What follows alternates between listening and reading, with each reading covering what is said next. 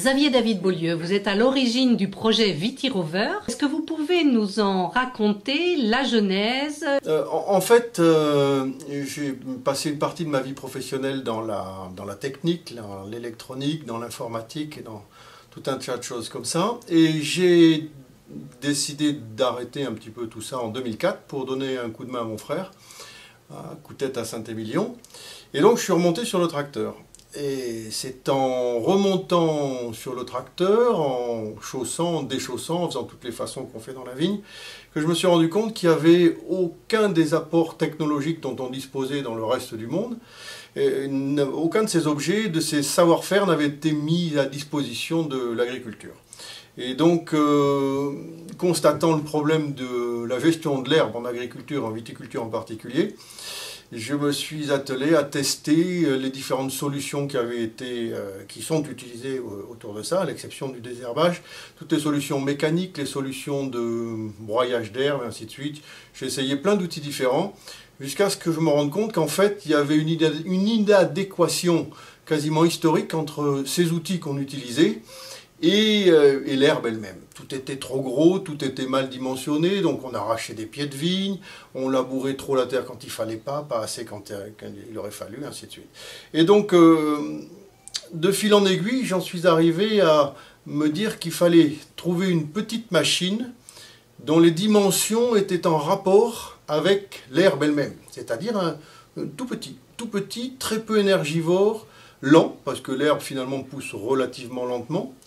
Et j'en suis arrivé à l'idée d'un petit robot, ce que vous avez actuellement là sur les étagères, d'un petit robot, et j'ai soumis cette idée de petit robot à un trophée aquitain qui s'appelle le trophée Innovation. L'idée c'était de sonder un peu ce que pourraient me renvoyer mes pairs viticulteurs sur ce sujet-là, comment c'était appréhendé. Et en fait, ce projet de robot a remporté le trophée Innovation. En quelle année donc? C'était en 2008. C'était en 2008.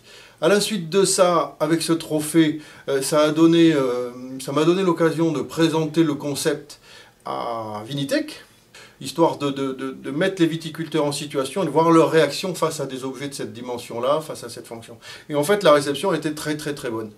Donc derrière, je me suis attelé, sans faire trop de bruit, à la réalisabilité technique, savoir s'il était possible techniquement de faire un tel robot. Parallèlement, j'étais en relation déjà depuis longtemps avec Arnaud, donc on instruisait la partie économique potentielle du sujet, et on s'est décidé en 2010 à monter une entreprise dédiée à cette activité. On s'est installé dans la gare de Saint-Émilion, qui est l'autre centre du monde, avec celle de Perpignan. Voilà. Et depuis, on a travaillé dur pour arriver à définir précisément ce robot, pour arriver jusqu'à l'an dernier, où on avait déjà des prototypes qui étaient 99% fonctionnels. Il nous a fallu une année de plus avant d'amener ces machines à maturité. On va, cette année, livrer nos premières machines clients de façon un petit peu importante. Et donc maintenant, vous envisagez une vraie phase de développement. Voilà, on rentre dans la phase de développement, on a des commandes, on est sûr de notre marché, qui dépasse d'ailleurs très largement la vigne. En fait, quand on discute avec des investisseurs, ils parlent régulièrement de niche de marché. Nous, la niche, c'est partout où il y a de l'herbe. Donc c'est plus niche, quoi. On est sur la plus grosse niche du monde, quoi.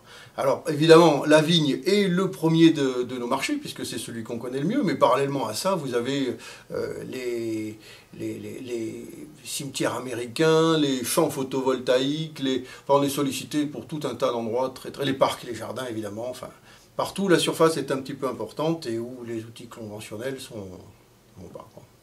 Arnaud de la Fouchardière, vous êtes le directeur général de Vitirover, cette société dont Xavier David Beaulieu vient de nous raconter la genèse.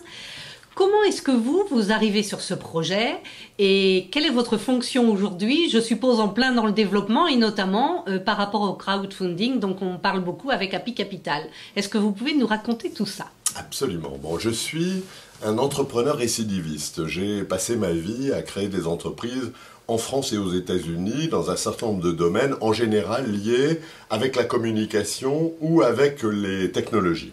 Aujourd'hui, comme vous le disiez tout à l'heure, on est dans une étape dans un grand virage stratégique de l'entreprise, mais on est tous les ans dans un grand virage stratégique dans une jeune entreprise, et donc il y a un certain nombre d'étapes à passer, et en particulier on s'est fixé 5 objectifs qu'il faut qu'on finance. Le premier, c'est de développer notre équipe avec des ingénieurs, des techniciens pour le montage des robots et des commerciaux pour aller à la rencontre de nos prospects et nos clients. Le deuxième objectif, c'est de fabriquer, et ça coûte de l'argent, les robots que nous avons en commande.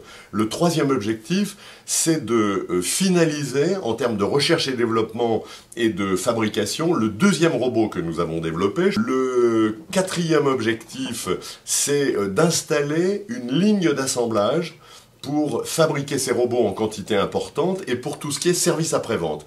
On propose avec le robot un contrat d'entretien en particulier qui fait que le robot rentrera à la maison pendant 6 mois de l'année, les 6 mois où il n'est pas utilisé, au cours desquels on le remettra en état pour pouvoir le livrer dans les meilleures conditions.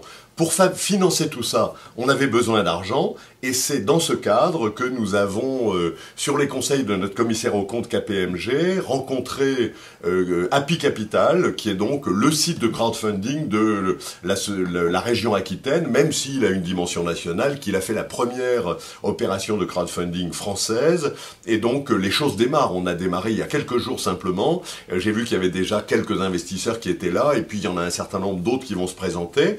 Notre objectif, c'est 450 000 € de levée de fonds, avec un minimum de mise de l'ordre de 1 600 €, ce qui veut dire que, comme son nom l'indique, c'est du crowdfunding, donc c'est ouvert à tous, chacun peut y venir, chaque personne qui croit au potentiel de Vitirover peut devenir actionnaire de Vitirover et participer à la belle histoire avec nous.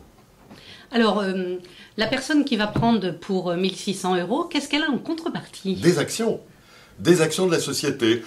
Pour 1 600 €, elle a de l'ordre de 50 actions de la société, et donc elle devient, au même titre que les fondateurs et que les financiers de la première heure, un actionnaire à part entière, avec les mêmes droits et les mêmes avantages que l'ensemble des actionnaires.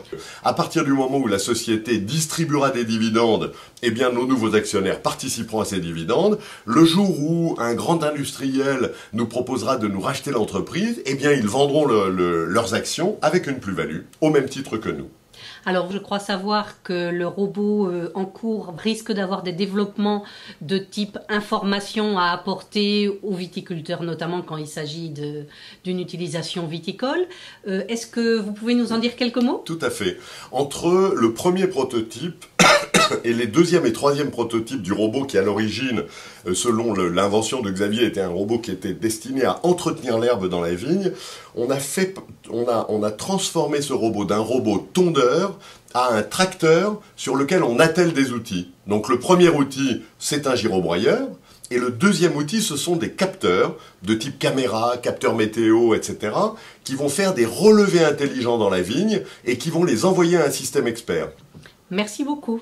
Merci 1000 fois.